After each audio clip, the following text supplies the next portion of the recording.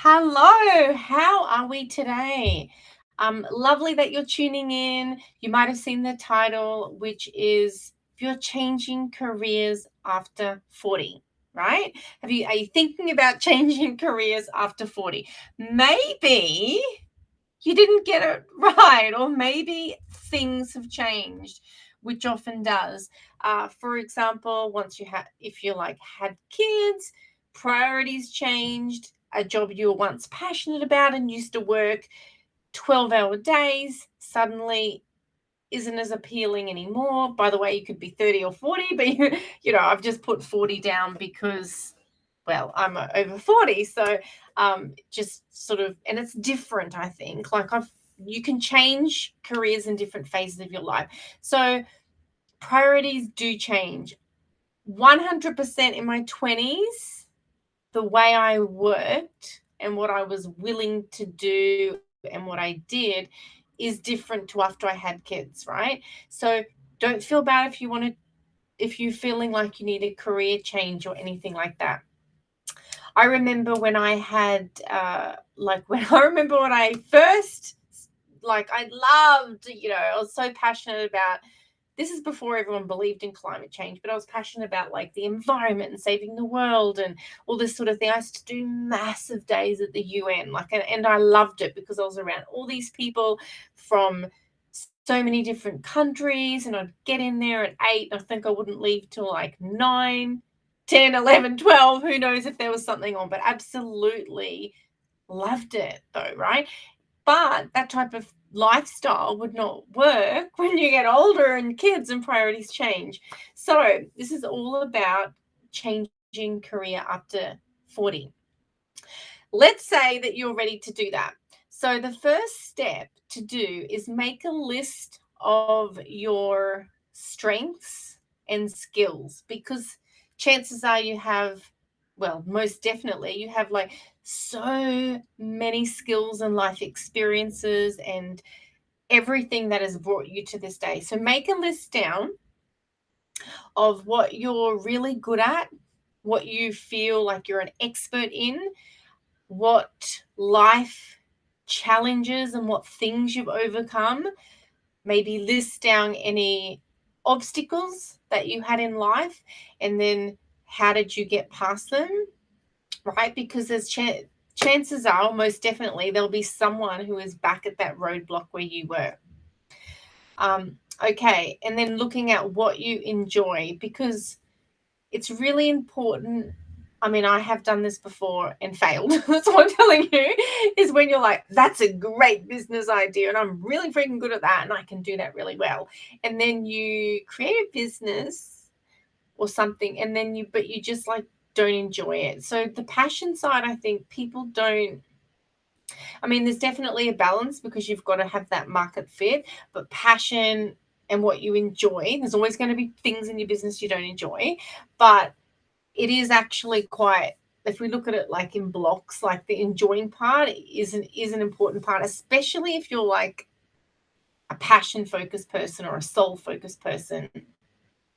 And if you're looking into this change, looking into making a shift, and putting all that energy in business, right? Because I'm talking about if you're looking to have that career change into business, then it's like a rocket lifting off the ground. And to get that rocket to take off at the start requires like so much force and power. So if you don't enjoy it, I'm not going to swear, but I'm done, right? If you don't enjoy it, what's the point, So, but then once you've got that rocket off and it kind of cuts through, and then it's like, it's much easier up there. So we want to get you into outer space, right?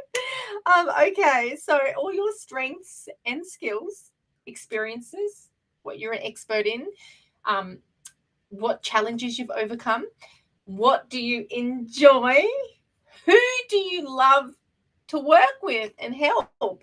That is a big one. What type of people do you want to be surrounded around? Who do you want to work with? And then maybe and you kind of go, I really want to work with these people, have these type of skills or do this sort of thing, but there might be a gap. So then look at, what do you need to learn as well? How can we like bridge that gap? Is there anything that I need to learn. And you can definitely get started at a different level, and it's really great to have that plan. Like, I mean, we all do it. Like, even if you've, I remember when I first went to uni, because I left home at 15. That was because I'm really adventure seeker. So I went on a holiday at 15 with my friend for 3 months to the Gold Coast, and I'm like, didn't come home. And I was in grade 12 because it was just like, wow, look at this life. There's surf, there's this thing. I don't want to go back to my country town.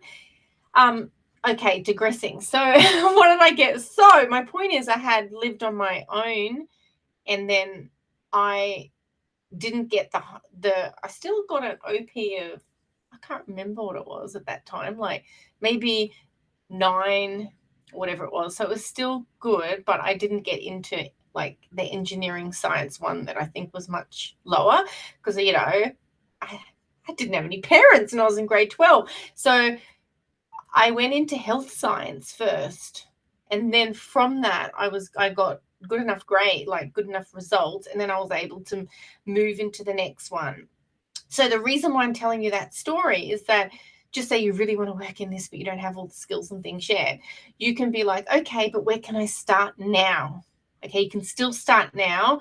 And then you know that your plan is to like grow, develop, learn, study. There's something else that you might need to bridge that. And then you can, you know, work in with these people or do this thing or have this level of expertise that you really want to have, right? So that's why I was talking about that one. Okay, so I think I've covered all the points that I had here. Yep.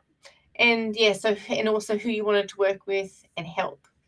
The next thing is, or the last thing that people don't like to talk about, but it is important, is if you're moving or changing careers, looking really at the finances and thinking, okay, so I know a lot of people, and I know it's worked for me in the past when you've just went all in, like, holy shit, like I have to make it work. That's when I went to Bali.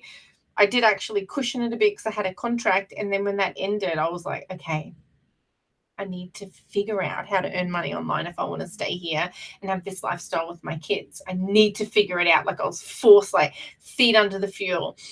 It's very stressful, or it can be, or it can just like create magic to happen. So, but it can be stressful, right? So you can think, okay, do I want to feet under the fire, or do I want to keep something that's stable, like have enough savings? I don't know if you have a partner that could be able to support you for a bit when you're transitioning, savings, or if you're able to like start the side hustle while you're already working, you know, depending on what works for you. But thinking about that financial part in order as well. Okay, well, I haven't really even told you the amazing part yet, but when you do embark on an entrepreneurial journey, it's going to be the fastest personal growth experience that you're going to have, I reckon, in this lifetime, because it's going to challenge the F out of you at times. You're going to be bashing your head on the wall, and then other times you're going to be like, oh my gosh, I can't believe this. Then all of a sudden, when you're just consistently taking these steps, it's just all falls into place, and you're like, oh my gosh, I can't believe, you know, I have created this. I am a conscious creator of life by design. That's what we're all creating our life, but are we consciously creating it by design, or are we letting our subconscious, our patterns, our old beliefs, our old habits, our thoughts, the way we were upbringing, are we letting that create our future, right? Or do you want to step into being a conscious creator, consciously designing your life, consciously looking at, okay, my life now is the result of all the decisions that I've made in the past. The way I think, my thoughts have led to these actions and feelings and actions that has created how my life is now. I mean, I really, truly believe that. Or do you want to really look in and think, what is not serving me anymore? What thoughts do I have that aren't serving where I want to go? Why? What? Okay, I've ended up like this situation and I want to be here. This is my dream. This is where I want to head. What do I also need to internally work on to change to get there? So previously I went through the mechanical, the strategic stuff, like write this down, look at this, look at finances, what do you enjoy, blah, blah. That's kind of like the paper stuff or the surface stuff. But then you've also got to, which I wish someone had spoken to me about, which no one ever did. And so that's why I just like flipped around for ages like a fish out of water flopping. So internally, like what literally are those beliefs, thoughts happening that have led to your life, or what needs to shift to move into that new career or life that you're looking for.